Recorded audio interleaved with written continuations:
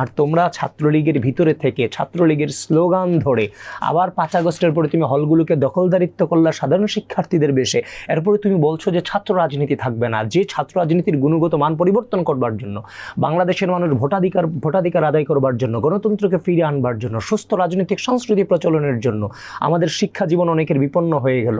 আমরা যে আমাদের সামাজিক, রাজনৈতিক, অর্থনৈতিক, সাংস্কৃতিক প্রত্যেকটা লাইফকে আমরা বিপন্ন করে রাজপথে ছিলাম।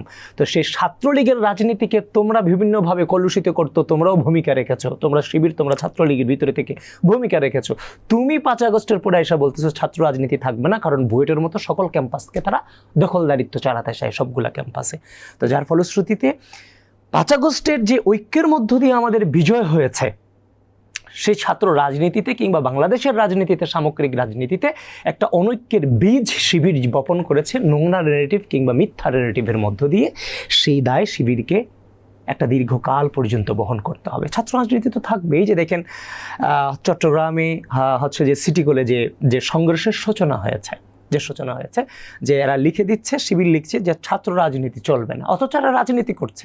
ওইখানে ছাত্রদল ছাত্রটাকে কেটে দিয়ে বলছে যে গুপ্ত রাজনীতি চলবে না। এটা তো ইন্টেলেকচুয়াল রাজনীতি এক প্রকার। তো তুমি আর একটা গ্রাফিতি করো, তুমি বলছো গুপ্ত রাজনীতি, ছাত্র রাজনীতি চলবে না, তুমি রাজনীতি করতেছো। ছাত্রদল লিখতেছে যে গুপ্ত রাজনীতি চলবে না, এখন তুমি নাকি গুপ্ত না, আবার গুপ্ত মুছে দিলে তোমার গা জ্বলে যাচ্ছে, তুমি হামলায় নেমে পড়তেছো। আবার নিজে হামলা করছে, ছাত্রদলের ছেলেদের উপরে হামলা করে নিজেরা ভিকটিম রোল খেলে। ভিকটিম রোলটা কিভাবে খেলে আপনি দেখে থাকবেন।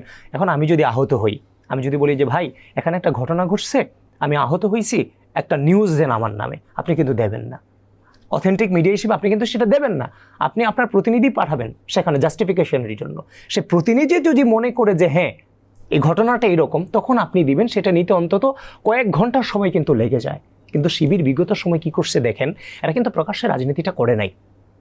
রাজনীতি না করে এরা বিভিন্ন ধরনের ছেলে মেয়েদেরকে বিভিন্ন মজু সাংবাদিক থেকে শুরু করে বিভিন্ন পেজ থেকে শুরু করে এগুলো এরা চালাইতো গুপ্ত অবস্থায়।